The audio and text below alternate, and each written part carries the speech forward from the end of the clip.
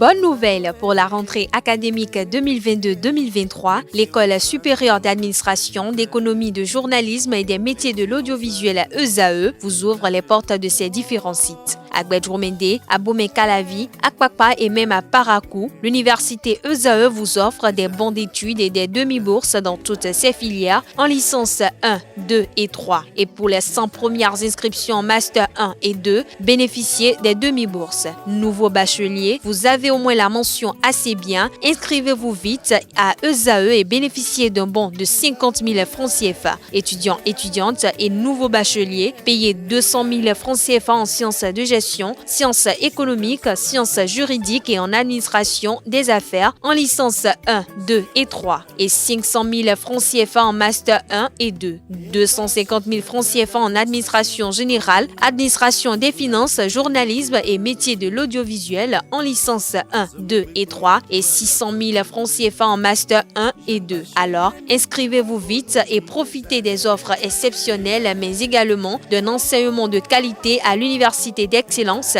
ESAE. Infoline 90 93 65 21 ou le 98 98 14 00. ESAE, l'excellence à un nom. Amis internautes fidèles des ESAE TV, bonjour et bienvenue à la une des journaux de ce 8 septembre 2022. L'informateur titre en manchette « Tenue des engagements envers les travailleurs, les assurances du gouvernement ». En sous-tribune, dissidence orchestrée au sein de l'UDBN, Prudencio ne veut pas se laisser faire. En pied de page, nous avons secteur de la santé, plus d'hôpital d'instruction des armées. En bandeau, nous avons à quelques mois des législatives l'exposition des pneus usagés interdite à Cotonou. Le journal École titre « Montée des eaux, les nouvelles mesures du pouvoir ». Et puis, pour finir avec la une de l'informateur de ce jour, toutes les informations et les offres relatives à la rentrée académique à ESAE. Le quotidien national La Nation titre aujourd'hui en manchette « Révalorisation salariale et augmentation du SMIC, les derniers pas vers l'effectivité ». En sous-tribune, pour les législatives 2023 apaisées, la Cour constitutionnelle et la Sénat s'accordent. Réforme du système sanitaire, le CNHU-HKM réformé.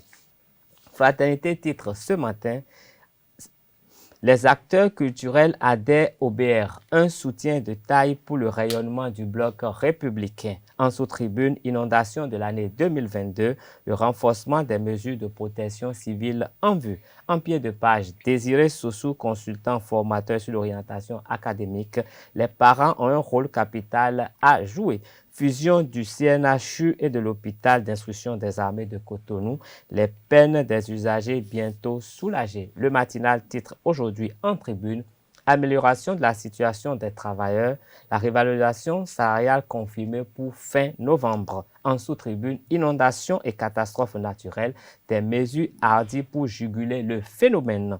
En pied de page, meilleure qualité des soins de santé publique, fusion, absorption de l'IA de Cotonou par le CNHU, digitalisation des services éditoriaux et de lecture à la Bibliothèque nationale, l'obtention de l'ISBN désormais en ligne. À la manchette de Matin Libre, nous avons Parti les démocrates, Yahi désormais loin des yeux, près du cœur s'interroge le quotidien. En sous-tribune, prévention de l'extrémisme violent au Bénin, un dialogue national pour explorer de nouvelles pistes de solutions. Dynamisme du secteur du livre au Bénin, la bibliothèque nationale digitalisée.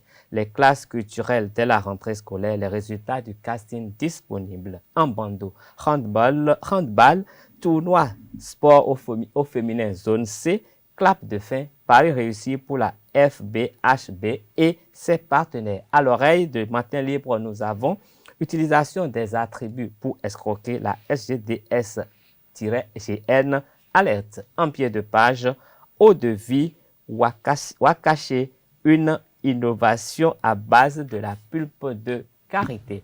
Le grand matin de ce jour titre en manchette législative de 8 janvier 2023 au Bénin, les recommandations de la Cour constitutionnelle à la Sénat. En sous-tribune, revendications syndicales, rentrée des classes apaisées, les nouvelles assurances du gouvernement aux travailleurs. programme d'action 2021-2022, le gouvernement poursuit les œuvres sociales à travers le projet Suède Bénin.